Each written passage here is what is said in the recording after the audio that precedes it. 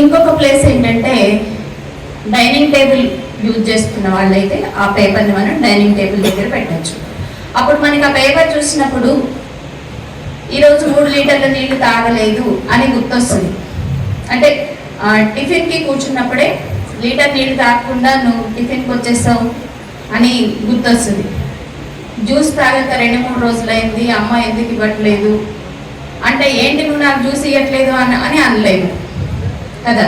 అప్పుడు ఏం చేయాలి, ఎవరికి వ్యక్తిగత బాధ్యత అనేది కూడా కొంచెం ఉండాలి.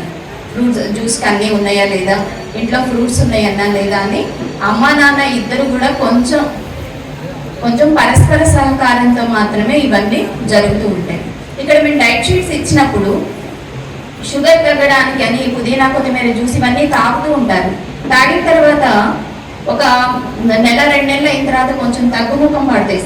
సిమ్టమ్స్ తగ్గగానే ఏం చేస్తారు, తగ్గిందిలే అని నాన్న జ్యూస్ అడగడం మానేస్తారు.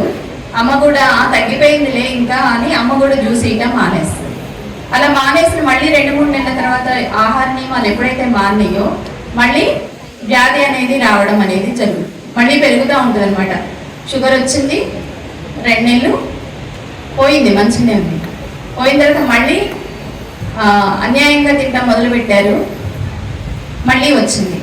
అంటే సంవత్సరానికి 6 నెలలు షుగర్ వ్యాధితో, ఒక 6 నెలలు ఆరోగ్యంతో, ఇట్లా ఒక 5-6 సంవత్సరాలు గడిచేసరికి ఏమవుతుందంటే శరీరంలో ఉన్న అన్ని అవయవాలు కూడా క్షీణిస్తూ ఉంటాయి. షుగర్ అనేది ఒక ప్యాంక్రియాస్ విషయం ఒకటే కాదు, శరీరంలో ఉన్న అన్ని కణాలు కూడా అనారోగ్య పరిస్థితికి వెళ్ళిపోతూ ఉంటాయి అన్నమాట. కాబట్టి ఏం చేయాలంటే డైట్ షీట్ ఎప్పుడూ మానకండి.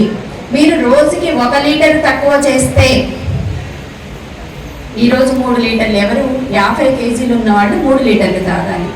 మరి 60 కేజీలు ఉన్నవాళ్ళు, 70-80 కేజీలు ఉన్నవాళ్ళు వాళ్ళు మరి 3.5-4.5 లీటర్లు తాగాల్సినాడు.